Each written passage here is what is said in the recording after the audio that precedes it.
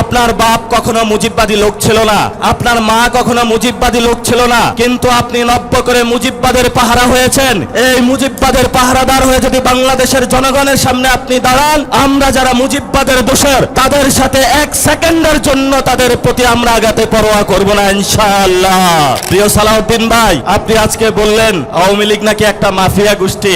আপনার ঘরে যে আসালামের মতন একটা মাফিয়া গোষ্ঠী লুকিয়ে রেখে আওয়ামী লীগকে মাফিয়া গোষ্ঠী বলেন, আপনার ঘরে আসালামকে লুকিয়ে রেখে আপনি বেনজিরকে ধরতে যান। এই ধরনের ভণ্ডামি জাতির সামনে প্রকাশিত হয়ে পড়েছে এবং আপনি সংবিধানের আশ্রয় নিয়ে বাংলাদেশের জনগণকে বোকা বানানোর যে প্রচেষ্টা নিয়েছিলেন সেটা আমরা হাতে কলমে দেখিয়েছি যে আপনি আবু জাহেলের মতন সংবিধানের আশ্রয় নিয়ে বাংলাদেশের মুক্তিকামী জনতার যে ঐতিহাসিক লড়াই, সেই লড়াইকে আপনি অস্বীকার করেছেন। এই যে তারেক রহমানের একটা বন্ধু আছে, মীর শাহ আলম নাকি যেন কি নাম, সে আমাদেরকে সংসদে দাঁড়িয়ে বলেছিল, কোথায় ছিলা তোমরা? আমি বাবু তোমাকে প্রশ্ন করতে চাচ্ছি যে বাবু তুমি গত 17 বছর কোথায় ছিলা? তুমি শিবগুজ মডেলকে গোপালগঞ্জ মডেলে ট্রান্সফার করেছ। এই ধরনের উশৃঙ্খল যুবক যারা হাওয়া ভবনের বর্তমান সরকারে অংশগ্রহণ করেছে, এই উশৃঙ্খল যুবকদের থেকে বাংলাদেশ রক্ষা করতে হবে। এই উশৃঙ্খল যুবক কার গর্ভে জন্ম নিয়েছে, কোন দল করে, সেটা আমরা বাংলাদেশে দেখবো না। উশৃঙ্খল যুবকদেরকে আমরা শৃঙ্খলা আনবো, এটাই আমাদের আজাদির লড়াই। যতই ভদ্রতার মুখোশ পরে তারা আমাদের সামনে আসে, আপনারা যদি তাদেরকে ছাড় দেন, কালকে আপনাকে তারা হত্যা করতে উদ্যত হবে, আপনার সন্তানকে তারা হত্যা করবে, আপনার মাকে তারা হত্যা করবে, আপনার বউকে তারা হত্যা করবে। এই সব সন্ত্রাসীদেরকে খুলনার অঞ্চল থেকে উচ্ছেদ করতে হবে এবং যারা মসজিদে হত্যাকাণ্ড ঘটিয়েছে খুলনাতে, আমরা বাবু তোমাদেরকে হুঁশিয়ার করে দিতে চাই। সালাউদ্দিন সাহেব বলে আইন শৃঙ্খলার নাকি অবনতি হয় নাই, তাহলে খুলনাতে কোন বাবু আপনার এই মসজিদের মধ্যে হত্যাকাণ্ড ঘটিয়েছে? সেই দিল্লির দাদাবাদুর গেটুপুত্র সালাউদ্দিনের কাছে আমরা প্রশ্ন রাখতে চাই। যেই দলটি গত 17 বছর লড়াই করেছিল বাংলাদেশে গণতন্ত্র কায়েমের জন্য, তারা এই 24-এর গণ অভ্যুত্থানের পরে ইলেকশন ইঞ্জিনিয়ারিং এর মাধ্যমে এই গণতন্ত্রকে তারা নিজে গলা টিপে বাংলাদেশের বুকে হত্যা করলো এবং আমরা দেখতে পেলাম তারা সেই দিল্লির কুখ্যাত সন্ত্রাসী মাফিয়া গোষ্ঠী আওয়ামী লীগের সাথে হাত মিলিয়ে বাংলাদেশের জনগণের উপরে আবার নতুন ভাবে যারা গত 17 বছর আমাদের উপরে অত্যাচার, নির্যাতন, নিপীড়ন চালিয়েছিল, এসালাম এবং বেক্সিমকো থেকে যেই ধরনের ব্যবসায়িক জঙ্গি গোষ্ঠী জনগণের উপর অত্যাচার করেছিল, তাদেরকে আবার এই পার্লামেন্টে তারা জায়েজ করে নিল। শুধু তাই নয়, পার্লামেন্টের প্রথম সেশনে যার নির্দেশে বাংলাদেশের অসংখ্য আপনাদের সন্তান খুন হয়েছে, সেই চুপ্পুকেও তারা পার্লামেন্ট অধিবেশনে এসে নিয়েছিল এবং সেই চুপ্পুর সামনে তারা দৌড়িয়ে পার্লামেন্ট সেশনে করেছিল এবং পরবর্তীতে যখন তাদেরকে বলা হলো যে আমরা একটি বৈষম্যহীন একটি মানবিক বাংলাদেশ চাই, তখন তারা ধর্মীয় কার্ড খেলা শুরু করলো। মুক্তিযুদ্ধের ভুয়া কার্ডের আশ্রয় নিয়ে দিল্লির সাথে তাল মিলিয়ে নতুন ভাবে যারা বাংলাদেশের পার্লামেন্টে এবং জনগণে মাঠে প্রান্তরে রয়েছে তাদেরকে বাংলাদেশ বিরোধী আখ্যা দিতে শুরু করলো। আমরা বিএনপি ভাইদেরকে বলবো, বাংলাদেশে দুইটা পক্ষ, একটা হলো বাংলা পক্ষ আর একটা হলো ভারত পক্ষ। আপনারা যদি ভারত পক্ষে গিয়ে থাকেন, বাংলা পক্ষের সাথে আপনাদের কঠিন লড়াই হবে এবং এই লড়াই যদি আপনাদের আবারই পতন হয়, তাহলে সেই পতনে আমাদের কোনো কিছু করার থাকবে না, কারণ আপনার পতন আপনি নিশ্চিত করছেন। এখন ওরা আমাদেরকে বারবার বলে যে ছোট ছোট পোলাপাইন তাদেরকে নাকি ধমক দিয়ে কথা বলে, এই ধরনের অভ্যাস শেখ হাসিনার ছিল। আপনারা দেখেছেন পার্লামেন্টে দেশের অন্যতম প্রতিষ্ঠা আলেম আল্লামা মামুনুল হককে নিয়ে যেই ধরনের আওয়ামী লীগ কুরুচিপূর্ণ মন্তব্য করেছিল, তেমনি ভাবে বিএনপি সরকার আওয়ামী লীগের পথ ধরে একই কুরুচিপূর্ণ মন্তব্যের তারা আশ্রয় নিয়েছে এবং সাথে সাথে তারা যে বিষয়টা জঘন্য কর্মকাণ্ড তারা করলো, তারা দেখলো বাংলাদেশে যতদিন আলেম ওলামা থাকবে, বাংলাদেশে যতদিন ইসলামের পক্ষের লোক থাকবে, বাংলাদেশে যতদিন নীতি নৈতিকতার লোক থাকবে, ততদিন তাদের চাঁদাবাজি, সন্ত্রাস, দুর্নীতি, ভারত নীতির তারা বিরোধিতা করতে যাবে। এই জন্য তারা বাংলাদেশের বাংলা পক্ষের শক্তিতে নিবৃত্ত করার জন্য ক্যারেক্টার আশ্রয় নিয়েছে। যেই পথে তারা আশ্রয় নিয়েছে, এই পথটা ছিল শেখ হাসিনা। বিসমিল্লাহির রহমানির রহিম। প্রিয় খুলনাবাসী, একটি বিখ্যাত গজল আছে, এ ওলি আল্লাহর বাংলাদেশ, এ শহীদ গাজীর বাংলাদেশ, রহম করুন আল্লাহ, রহম করুন আল্লাহ। এই খুলনার ঐতিহাসিক 11 দলীয় সমাবেশের আজকের সম্মানিত সভাপতি, সম্মানিত প্রধান অতিথি, সম্মানিত 11 দলীয় জোটের নেতৃবৃন্দ এবং খুলনার আনাচে কানাচে থেকে বাংলাদেশের জানবাজ মুজাহিদ ভাইরা যারা আপনারা আজকে এখানে একত্রিত হয়েছেন এবং পর্দার আড়ালে আমাদের মুজিববাদের মা এবং বোনেরা যারা শুনছেন সবাইকে জানাচ্ছি 11 দলীয় জোটের এবং এনসিপির পক্ষ থেকে আন্তরিক মোবারকবাদ। প্রিয় খুলনাবাসী, আজকে শরীরটা অসুস্থ থাকার কারণে হয়তো জোরে কথা বলতে পারবো না, তবে কয়েকটি গুরুত্বপূর্ণ কথা আপনাদের সাথে বলতে চাচ্ছি। প্রথমত, এই স্টেজটা যেটা আছে এটা একটি জনতার সংসদ, সো কল্ড আমাদের যে পার্লামেন্ট রয়েছে, এটা কোনো পার্লামেন্টের কোনো সংসদের জায়গা নয়। আমরা এমন একটা জায়গায় রয়েছি যেখানে জনগণ এবং আমাদের পিছনে এখানে 25 জন এমপি রয়েছেন। এই পার্লামেন্ট এবং জনগণের সীমানার মধ্যে আমরা অবস্থান করে আজকে পার্লামেন্ট মেম্বার এবং জনগণের উদ্দেশ্যে কয়েকটি কথা বলতে চাই। প্রথমত, যেই বৈষম্যের বিরুদ্ধে বাংলাদেশে একটি লড়াকু আন্দোলন হলো, সেই আন্দোলনের অন্যতম উদ্দেশ্য ছিল যে আপনার যে সন্তান আছে সেই সন্তানের বাংলাদেশে একটি চাকরি হবে। আপনি যে আপনার মা বাপের যে সেই হারানো জমিটুকু ছিল বিক্রি করে তার হাতে তুলে দিয়েছিলেন, বাবা তুমি পড়াশোনা করো, তুমি একটি চাকরি করবে, এসে তুমি চাকরি করে আমার হাতে টাকা তুলে দিবে। আপনার সেই সন্তানের স্বপ্ন বাস্তবায়নের জন্য আমরা মাঠে নেমেছিলাম এবং আপনার বৃদ্ধ মা বাবা যিনি অসুস্থ ছিল, আপনার পকেটে টাকা ছিল না, তার চিকিৎসার জন্য যাতে সুস্থ একটি এবং সুন্দর স্বাস্থ্য ব্যবস্থা বাংলাদেশে আমরা প্রতিষ্ঠা করতে পারি, সেই জন্য তেমনি ভাবে আপনার যে সন্তানকে শিক্ষা প্রতিষ্ঠানে পাঠিয়ে থাকেন, আপনার কাছে অনেক টাকা নেই, যারা বড়লোক আছে তাদের কাছে অনেক টাকা আছে, একটি মাদ্রাসা স্কুল কলেজে পাঠিয়ে থাকেন আপনার সন্তানের একটি ভালো শিক্ষা ব্যবস্থার জন্য আমরা রাজপথে নেমেছিলাম। আমরা যখন রাজপথে নেমেছিলাম সেই সময়কালীন আপনারা কিন্তু বিদায় আমাদেরকে জানাতে চান নাই। 26 বছর আমাদেরকে যখন আপনারা পালন করেছেন, প্রিয় সন্তানকে যখন রাজপথে হাসিনা খুনি সন্ত্রাসের গুলির মুখে ছেড়ে দিয়েছিলেন, তখন বলেছিলেন অনেক মা বাবা যে বাবা তুমি ঘরে ফিরবা না, শহীদ হয়ে ফিরবা, তবে বাংলাদেশের সার্বভৌমত্ব রক্ষা করে আসবা। অনেক মা বাবা প্রিয় সন্তানকে সেই সময় রাজপথে দিয়েছিলেন ভবিষ্যৎ বাংলাদেশকে রক্ষা করার জন্য। কিন্তু এই যে বাংলাদেশে 2024-এর পরে 2026-এর আরেকটি জুলাই মাস আসতেছে, সেই জুলাইয়ের পূর্ব মাসে জুনে আমাদের প্রশ্নটা থেকে গেল, যেই জন্য আপনার সন্তান রাজপথে গিয়ে বুকের তাজা রক্ত দিয়েছে, সেই ভবিষ্যৎ বাংলাদেশের জুলাই অভ্যুত্থানের আকাঙ্ক্ষাকে আমরা বুঝে পেয়েছি বাংলাদেশে?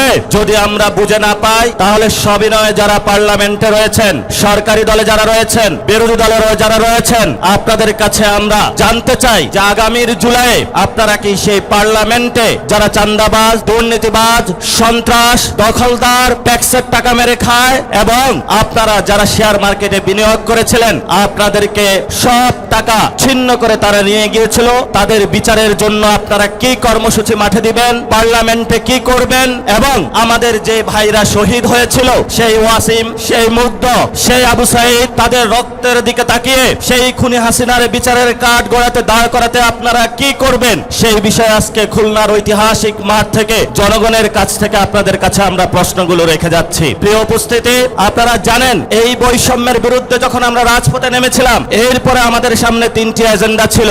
একটি অন্যতম এজেন্ডার মধ্যে ছিল একটি গণতান্ত্রিক বাংলাদেশ। যেই দলটি গত 17 বছর লড়াই করেছিল বাংলাদেশে গণতন্ত্র কায়েমের জন্য, তারা এই 24-এর গণ অভ্যুত্থানের পরে ইলেকশন ইঞ্জিনিয়ারিং এর মাধ্যমে এই গণতন্ত্রকে তারা নিজে গলা টিপে বাংলাদেশের বুকে হত্যা করলো। এবং আমরা দেখতে পেলাম তারা সেই দিল্লির কুখ্যাত সন্ত্রাসী মাফিয়া গোষ্ঠী আওয়ামী লীগের সাথে হাত মিলিয়ে বাংলাদেশের জনগণের উপরে আবার নতুন ভাবে যারা গত 17 বছর আমাদের উপরে অত্যাচার, নির্যাতন, নিপীড়ন চালিয়েছিল, এসালাম এবং বেক্সিমকো থেকে যেই ধরনের ব্যবসায়িক জঙ্গি গোষ্ঠী জনগণের উপর অত্যাচার করেছিল, তাদেরকে আবার এই পার্লামেন্টে তারা জায়েজ করে নিল। শুধু তাই নয়, পার্লামেন্টের প্রথম সেশনে যার নির্দেশে বাংলাদেশের অসংখ্য আপনাদের সন্তান খুন হয়েছে, সেই চুপ্পুকেও তারা পার্লামেন্ট অধিবেশনে এসে নিয়েছিল এবং সেই চুপ্পুর সামনে তারা দৌড়িয়ে পার্লামেন্ট সেশনে করেছিল। এবং পরবর্তীতে যখন তাদেরকে বলা হলো যে আমরা একটি বৈষম্যহীন, একটি মানবিক বাংলাদেশ চাই, তখন তারা ধর্মীয় কার্ড খেলা শুরু করলো। মুক্তিযুদ্ধের ভুয়া কার্ডের আশ্রয় নিয়ে দিল্লির সাথে তাল মিলিয়ে নতুন ভাবে যারা বাংলাদেশের পার্লামেন্টে এবং জনগণে মাঠে প্রান্তরে রয়েছে, তাদেরকে বাংলাদেশ বিরোধী আখ্যা দিতে শুরু করলো। আমরা বিএনপি ভাইদেরকে বলবো, বাংলাদেশে 2টা পক্ষ, একটা হলো বাংলা পক্ষ আর একটা হলো ভারত পক্ষ। আপনারা যদি ভারত পক্ষে গিয়ে থাকেন, বাংলা পক্ষের সাথে আপনাদের কঠিন লড়াই হবে এবং এই লড়াই যদি আপনারা আপনাদের আবারই পতন হয়, তাহলে সেই পতনে আমাদের কোনো কিছু করার থাকবে না, কারণ আপনার পতন আপনি নিশ্চিত করছেন। এখন ওরা আমাদেরকে বারবার বলে যে ছোট ছোট পোলাপাইন তাদেরকে নাকি ধমক দিয়ে কথা বলে, এই ধরনের অভ্যাস শেখ হাসিনার ছিল। আপনারা দেখেছেন পার্লামেন্টে দেশের অন্যতম প্রতিষ্ঠা আলেম আল্লামা মামুনুল হককে নিয়ে যেই ধরনের আওয়ামী লীগ কুরুচিপূর্ণ মন্তব্য করেছিল, তেমনি ভাবে বিএনপি সরকার আওয়ামী লীগের পথ ধরে একই কুরুচিপূর্ণ মন্তব্যের তারা আশ্রয় নিয়েছে। এবং সাথে সাথে তারা যে বিষয়টা জঘন্য কর্মকাণ্ড তারা করলো, তারা দেখলো বাংলাদেশে যতদিন আলেম ওলামা থাকবে, বাংলাদেশে যতদিন ইসলামের পক্ষের লোক থাকবে, বাংলাদেশে যতদিন নীতি নৈতিকতার লোক থাকবে, ততদিন তাদের চাঁদাবাজি সন্ত্রাস দুর্নীতি ভারত নীতির তারা বিরোধিতা করতে যাবে। এই জন্য তারা বাংলাদেশের বাংলা পক্ষের শক্তিতে নিবৃত্ত করার জন্য ক্যারেক্টার আশ্রয় নিয়েছে। যেই পথে তারা আশ্রয় নিয়েছে এই পথটা ছিল শেখ হাসিনার। এই জন্য আমি তারেক রহমানকে অনুরোধ করব, আপনার বাপ কখনো মুজিববাদী লোক ছিল না, আপনার মা কখনো মুজিববাদী লোক ছিল না, কিন্তু আপনি নব্য করে মুজিববাদের পাহারা হয়েছেন। এই মুজিববাদের পাহারাদার হয়ে যদি বাংলাদেশের জনগণের সামনে আপনি দাঁড়ান, আমরা যারা মুজিববাদের দোষর তাদের সাথে এক সেকেন্ডের জন্য তাদের প্রতি আমরা আঘাতে পরোয়া করব না ইনশাআল্লাহ। প্রিয় সালাউদ্দিন ভাই, আপনি আজকে বললেন আওয়ামী লীগ নাকি একটা মাফিয়া গোষ্ঠী। আপনার ঘরে যে আসালামের মতন একটা মাফিয়া গোষ্ঠী লুকিয়ে রেখে আওয়ামী লীগকে মাফিয়া গোষ্ঠী বলেন, আপনার ঘরে আসালামকে লুকিয়ে রেখে আপনি বেনজিরকে ধরতে যান। এই ধরনের ভণ্ডামি জাতির সামনে প্রকাশিত হয়ে পড়েছে এবং আপনি সংবিধানের আশ্রয় নিয়ে বাংলাদেশের জনগণকে বোকা বানানোর যে প্রচেষ্টা নিয়েছিলেন সেটা আমরা হাতে কলমে দেখিয়েছি যে আপনি আবু জাহেলের মতন সংবিধানের আশ্রয় নিয়ে বাংলাদেশের মুক্তিকামী জনতার যে ঐতিহাসিক লড়াই, সেই লড়াইকে আপনি অস্বীকার করেছেন। মাননীয় অর্থমন্ত্রী, আপনি বাংলাদেশের সামনে জনগণের সামনে যে বাজেট দিয়েছিলেন, সেই বাজেটের মধ্যে আমার খেটে খাওয়া শ্রমিকের কোনো অধিকার আমি বুঝে পাইনি। আমার তরুণ শ্রমিক যারা রয়েছে তাদের কোনো কর্মসংস্থানের আমরা কোনো সুযোগ পাইনি। আপনারা যে বাজেট দিয়েছেন সেই বাজেটের মধ্যে আমাদের নারীদের জন্য কোনো আমরা অধিকার পাইনি। আমরা বাজেট সম্পর্কে স্পষ্ট করেছি এটা দুর্নীতি এবং লুটপাটের একটা বৈধতা উৎপাদনকারী বাজেট, যেই বাজেটকে আমরা ঘৃণাভরে প্রত্যাখ্যান করেছি। এবং এই বাজেট নতুন করে টাকা কামানোর ধান্দা, যেই গ্যাং ছিল সেই হাওয়া ভবনে, সেই গ্যাং তারা লন্ডনে আশ্রয় গিয়েছে, সেই গ্যাং এখন বাংলাদেশের মানুষের মধ্যে ইন্ডিয়ার সহযোগিতায় এবং আমাদের কতিপয় বিভ্রান্ত সেনাবাহিনীর যুবকদের সহযোগিতায় বাংলাদেশের মানুষের উপরে তারা চাপিয়ে দিয়েছে। আমরা তীব্র নিন্দা এবং ধিক্কার জানাচ্ছি। আপনারা যদি এই পথে টিপ টিপ করে পা বাড়াতে থাকেন, তাহলে আমরাও আপনাদের কিভাবে চাবিকাঠি নাড়া দিতে হয় এটা আমরা ভালো করে আপনাদের চোখের সামনে আঙ্গুল দেখিয়ে দিয়েছি। এই যে তারেক রহমানের একটা বন্ধু আছে, মীর শাহ আলম নাকি যেন কি নাম, সে আমাদেরকে সংসদে দাঁড়িয়ে বলেছিল, কোথায় ছিলা তোমরা? আমি বাবু তোমাকে প্রশ্ন করতে চাচ্ছি যে বাবু তুমি গত 17 বছর কোথায় ছিলা? তুমি শিবগুজ মডেলকে গোপালগুল মডেলে ট্রান্সফার করেছ। এই ধরনের উচ্ছৃঙ্খল যুবক যারা হাওয়া ভবনের বর্তমান সরকারে অংশগ্রহণ করেছে, এই উচ্ছৃঙ্খল যুবকদের থেকে বাংলাদেশ রক্ষা করতে হবে। এই উচ্ছৃঙ্খল যুবক কার গর্ভে জন্ম নিয়েছে, কোন দল করে, সেটা আমরা বাংলাদেশে দেখবো না। উচ্ছৃঙ্খল যুবকদেরকে আমরা শৃঙ্খলা আনবো, এটাই আমাদের আজাদির লড়াই। শেষ কথা, আমাদের আগামীর 3টা লড়াই। এই 3টা লড়াই হলো আমাদের সংস্কার বাস্তবায়নের লড়াই, যার জন্য এই খুলনার সমাবেশে আপনারা উপস্থিত হয়েছেন। 75% বাংলাদেশের মানুষ ভোট দিয়েছে। আমাদের দ্বিতীয় লড়াই বাংলাদেশে সার্বভৌমত্বের লড়াই। এই সার্বভৌমত্বের লড়াইয়ে দিল্লির দাদাবাদু থেকে বের হয়ে, আমেরিকান পররাষ্ট্রনীতি থেকে বের হয়ে স্বাধীন বাংলাদেশের পররাষ্ট্রনীতি ইনশাআল্লাহ আমরা বাংলাদেশে প্রতিষ্ঠা করব।